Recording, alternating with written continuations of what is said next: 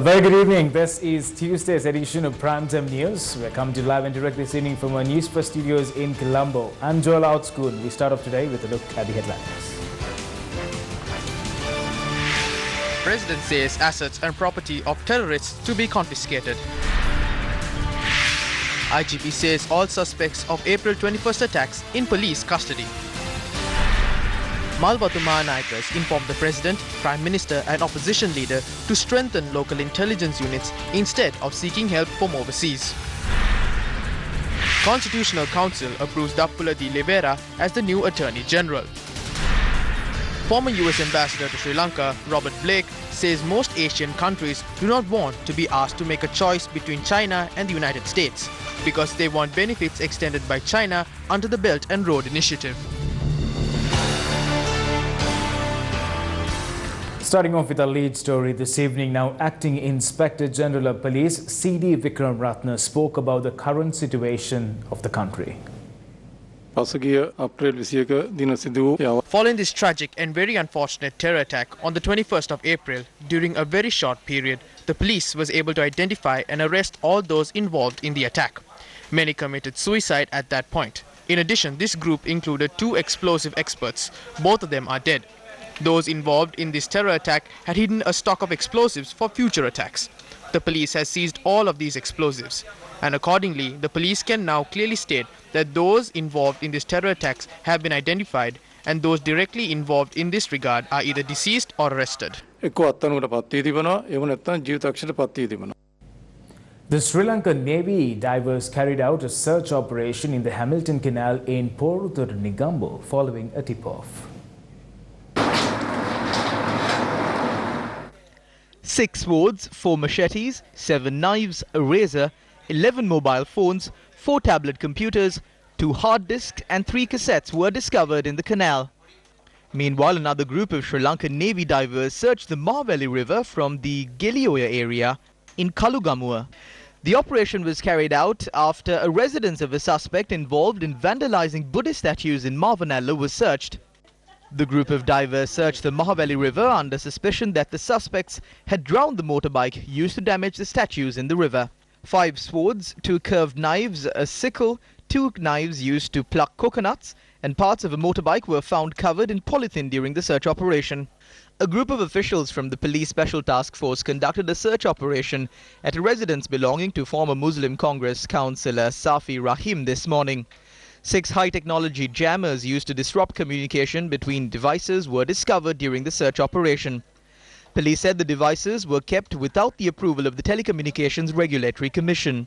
A device which could be fixed in houses and 5 devices used in motor vehicles was also found. Police said these devices had the capability of disrupting frequencies between 130 and 5,655 megahertz.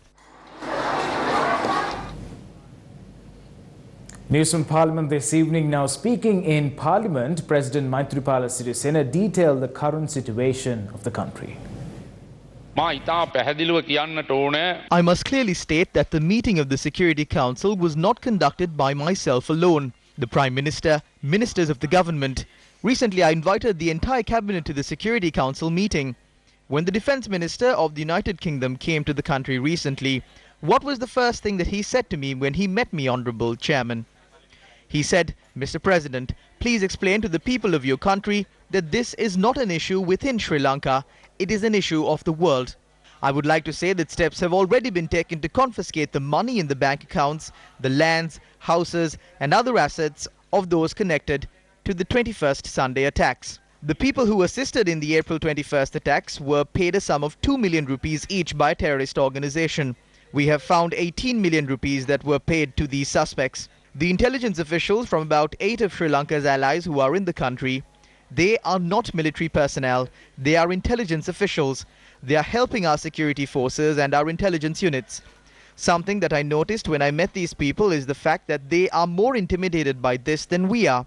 The fact that this man who was supposedly dead has resurfaced now has become a problem to these superpowers. These terrorists who are against Western ideologies mainly fight against the Holy Cross.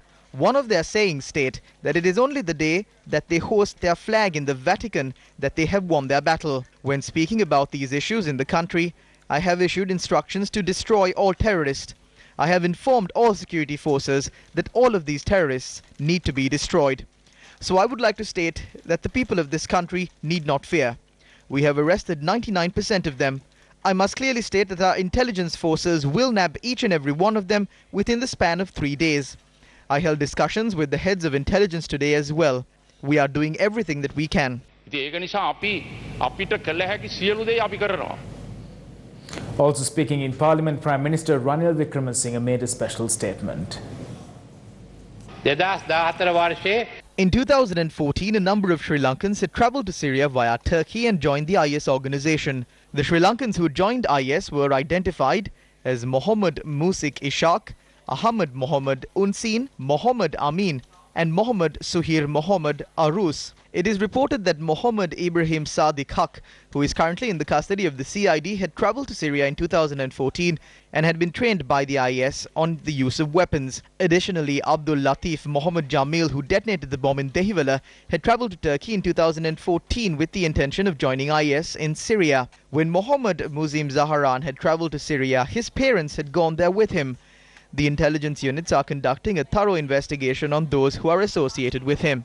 The Criminal Investigation Department has deployed 8 teams to investigate the attacks, and so far the teams have taken in Mohammed Ibrahim Mohammed Naufar, who is believed to have been appointed to succeed the leader of the group who perished during the suicide attack at Shangri-La Hotel, Yusuf Mohammed Ibrahim Ijaz Ahmad, Mohammed Rahim Mohammed Sajid and 52 others into custody so far in connection with the bomb attacks.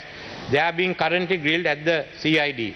DWRB Seniratna, Senior DIG, Criminal Investigation Department. Leader of the Janata Vimukti Peramuna, parliamentarian Anurukumara Dissanayake too made a statement in Parliament today.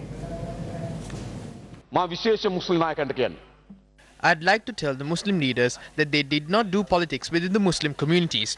You did business with the government.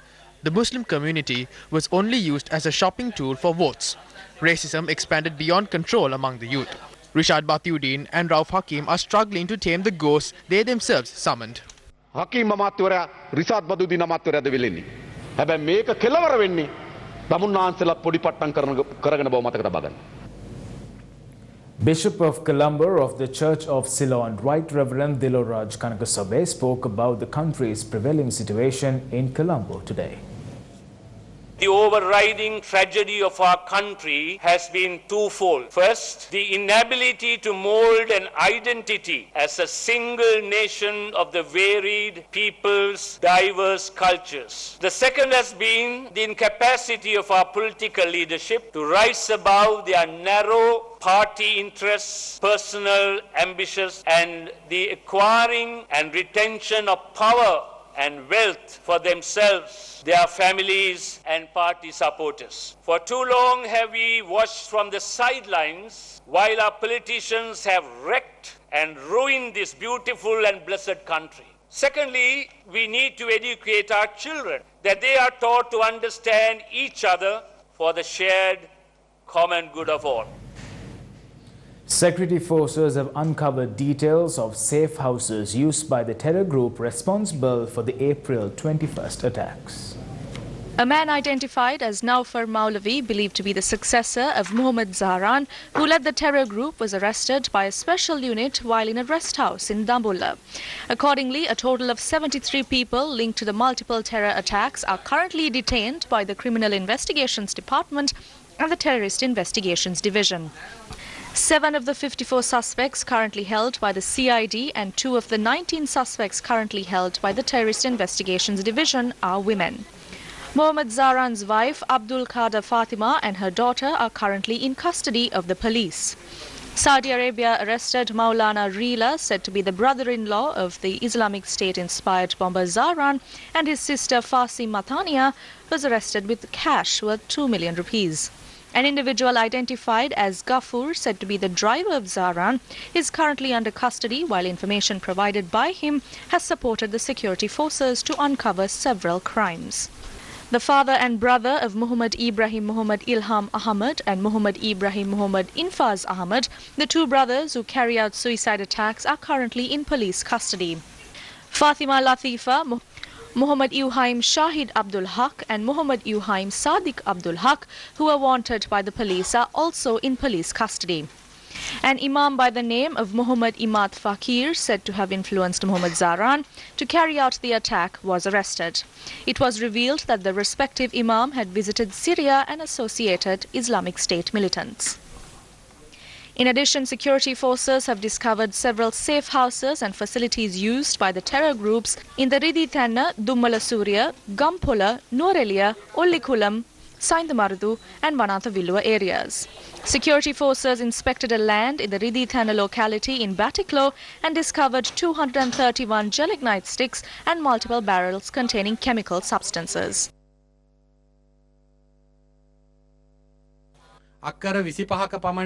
We inspected a 25-acre land. This land was subject to inspection after it was revealed that it was used for various activities by the terror groups.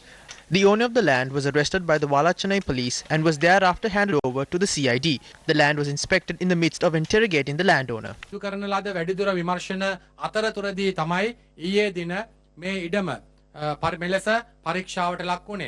Investigation unit suspecting the institute in the Dummalasuria locality, where combat training is alleged to have taken place, was also used for terrorist activities. Close relatives of Mohammad Zaran, who were directly involved in terrorist activities, were among the group of individuals who exploded themselves in Sainthamarthu, Ampara.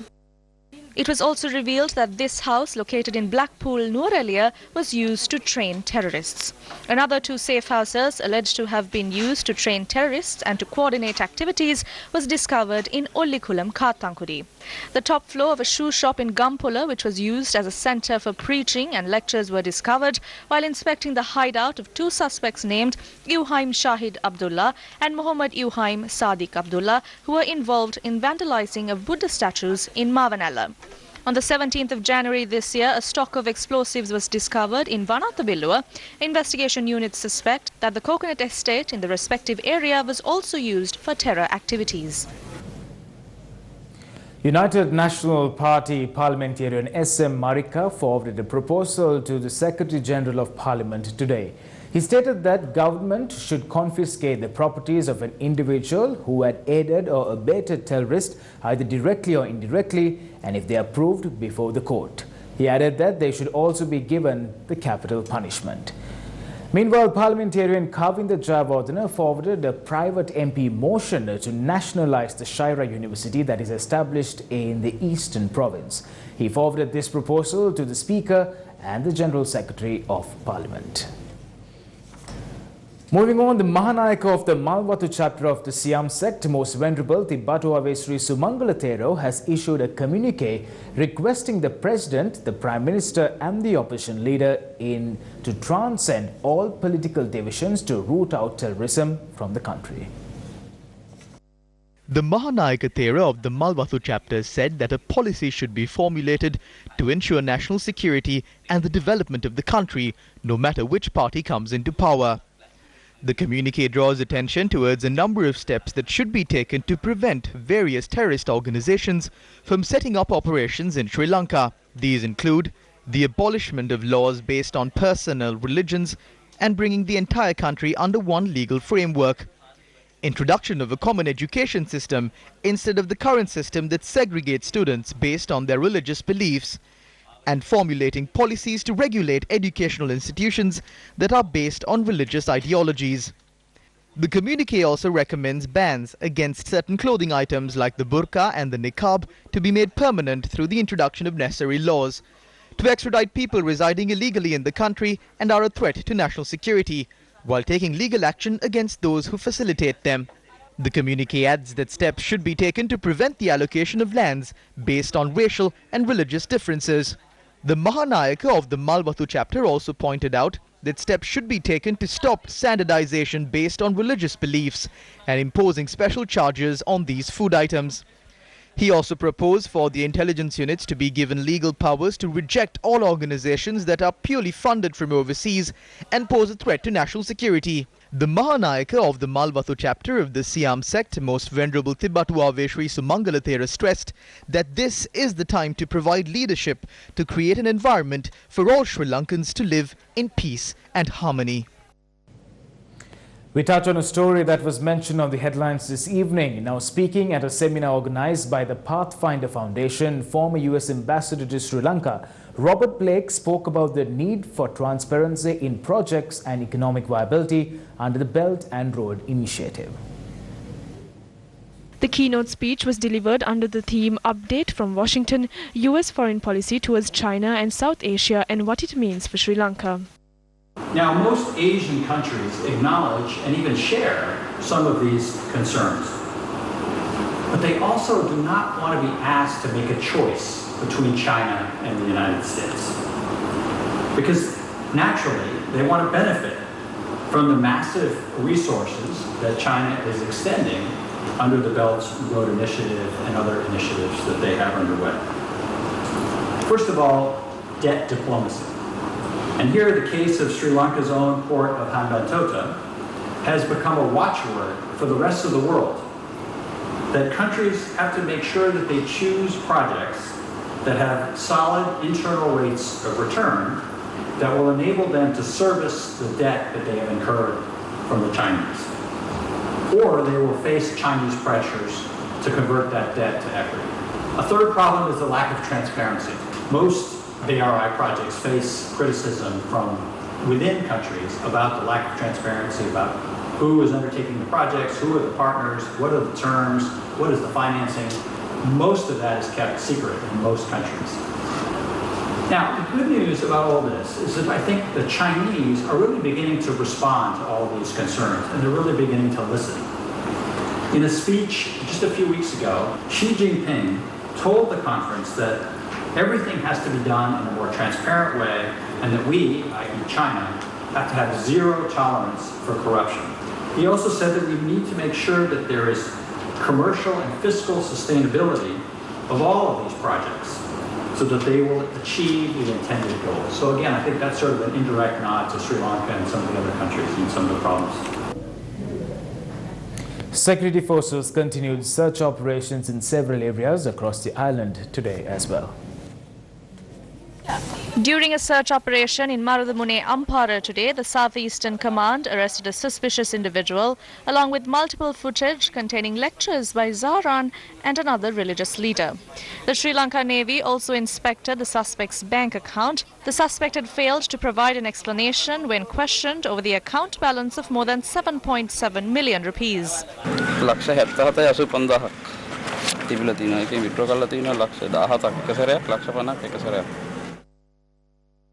Police arrested two suspects who had attempted to enter the Sirikurusa church in Hatton after they had surrendered to the police. The two apprehended individuals, aged 16 and 21, are residents of Vallampitiya. When questioned by the police, the apprehended individuals had stated that their intention was to visit the church. While inspecting a farm in Pudukulama, Anuradhapura, police seized several items, including 16 checkbooks of 3 banks, a printer, 10 local and international ATM cards and a scanner. Police stated that these items were discovered inside the bedroom of the farm owner who had fled the area. 2 workers employed at the farm were arrested. Military attire and a headgear was discovered in a garbage dump near a bus stand in Hatton. Police stated that the items were discovered following information provided by a pedestrian. Uva Province Minister Senthil Thondaman, speaking at a media briefing yesterday, expressed these views regarding the Al Mustafa International University.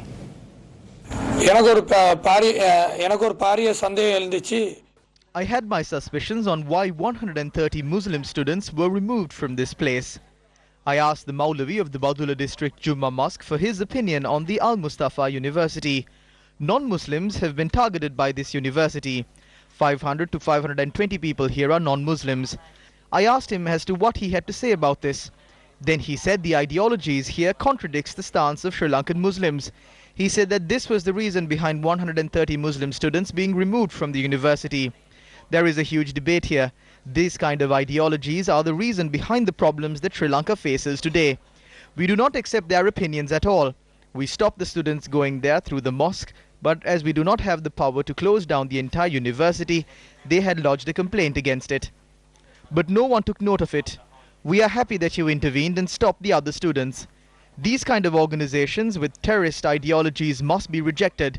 When mosques are stopping Muslim students from following these courses, it is saddening that our children are being fooled by these institutions. The Ceylon Jamiatul Ulama Council in Badulla had forwarded a letter to the Education Minister of the Uva province stating that the ideologies of the Al Mustafa International University are against the ideologies of Sri Lankan Muslims. The letter states that an awareness program is being conducted via mosques. The letter sent by the Ceylon Jamiatul Ulama Council in Badulla states that they would be happy if the Al Mustafa University is banned, as it could adversely affect the peace in the country. Leader of the House, Minister Lakshman Kiriyala, provided an explanation on the arrest of several employees of the Ministry of Public Enterprise, Kandyan Heritage and Kandyan Development who were in possession of letters that could affect the national unity of the country. I state that there is no statement which will result in racism or anything against the government. Joint Opposition Parliamentarian P.L. Nishanta went to TNL and said that 11 army personnel were killed. Police bailed him out after he was arrested. How come P.L. Nishanta was bailed? What I am saying is that if you are running behind letters that were written for temples, if you followed the information on the 4th of April, you could have saved 400 lives. Who is controlling police to hurt members of the United National Party? How is he staying out?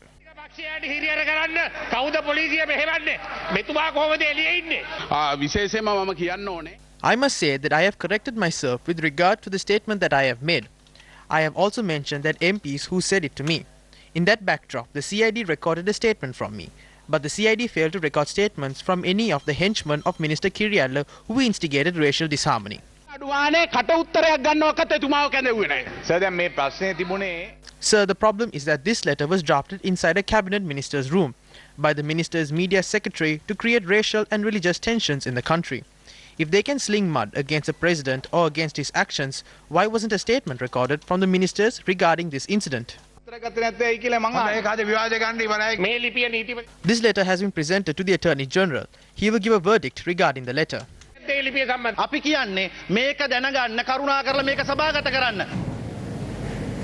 A supplementary estimate of 7,120 million rupees was presented in Parliament today by the chief organizer of the ruling party, Minister Gayantha Karunatilaka.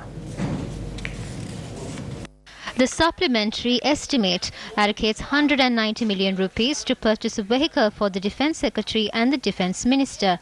The supplementary estimate also includes the cost of 1.29 million rupees incurred for the Sri Lanka Human Rights Commission and a cost of 1.91 million rupees incurred for the National Police Commission. A sum of 2,880 million rupees to purchase paddy during the Maha season, a sum of 240 million rupees to provide compensation to farmers whose crops were devastated by the Sena caterpillar menace, and a sum of 500 million rupees to provide compensation to golden key depositors has been requested through the supplementary estimate. Meanwhile, the Speaker announced in Parliament today that measures have been taken to strengthen security at the parliamentary complex.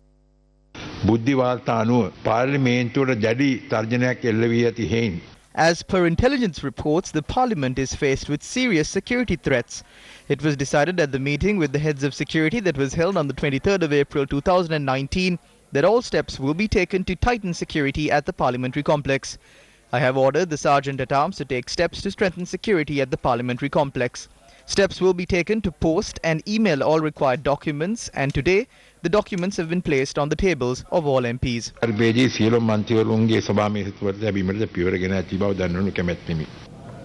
Now, the reopening of schools in the country was also debated in Parliament today. I must clearly state that we reopen the schools based on the assurance given to us by the Security Council, security forces and the police. We cannot continue to keep the schools closed. Even if we reopen the schools in the coming weeks, this issue could have still been brought up. We provided security to all the schools. We searched all the schools. We hope that the turnout of students at the schools will gradually increase in the coming days. We have taken all possible ways to reopen the schools successfully.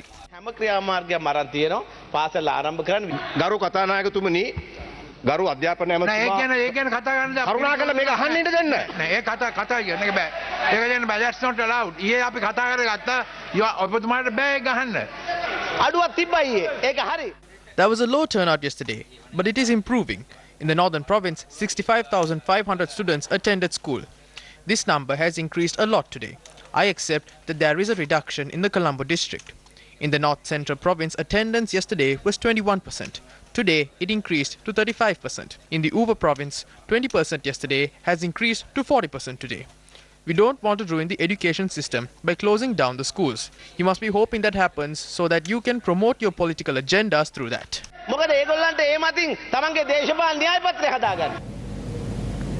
During a media briefing at the Ministry of Finance today, State Minister of Finance Eran Wickramaratne stated that the government plans on obtaining financial assistance from the Asian Development Bank to assist the tourism industry impacted by the April 21st attacks. State Minister Eran Wickramaratne announced the following measures that were approved during the cabinet meeting today. In terms of the financial thing, the moratorium on debt and interest payments is the first thing that we have looked at. We are looking at the large companies to the very small companies. What we are announcing, the financial package, will apply to everybody. So moratorium will go right up to the 31st of March 2020 on capital and interest repayment. The VAT has also been pushed to a concessionary rate, and it will apply for the full year, 1st April 2019 to 31st March 2020, and the applicable rate here will be 5%. Equipment that has to be imported, particularly for security measures, that's from handheld metal detectors to walk-through detectors to baggage x-ray machines to vehicle scanners, that these will basically the HS codes will be specified, and these could be imported duty-free. This is not just for the tourism industry. This window will be open for anybody to import this equipment duty-free as we raise basically our safety standards. Meanwhile, on the sidelines of the event, State Minister Eran Wickramaratne stated that it was too early to assess and quantify the impact of the April 21st attacks on the 2019 budget. The State Minister said that the Ministry of Finance hopes to do a complete analysis of the 2019 budget in approximately a month's period. Meanwhile, Minister of Tourism John Amrutunga was questioned about the tourism industry in the country. What is the revised revenue and revenue target for the tourism industry for 2019? Now 2019, our target at the beginning was coming up to 3 million plus tourists and 5 billion US dollars. But by the end of April, it all got blasted. So let us wait. We are confident that it will bounce back. The Constitutional Council unanimously approved the name of President's Counsel Dapula Dilivera to the post of Attorney General. The approvals granted during a meeting chaired by Speaker Karu Jayasuriya and attended by members of the Constitutional Council this afternoon. The recommendation of the Constitutional Council will be communicated to the President. Moving on now, a tense situation was reported at the Palawata sugar factory in Buttalamunragala due to a meeting conducted by its Chief Operating Officer. Chief Operating Officer of the Palawata sugar factory, Surak Ahamdeen, has summoned all Muslim employees to a separate hall and held a meeting. The rest of the employees of the factory held a protest surrounding the hall. Later, the Special Task Force and the Sri Lanka Army was called in as the police officers were insufficient to control the situation. The Army intervened and removed the relevant Muslim employees and the Chief Operating Officer from the location safely.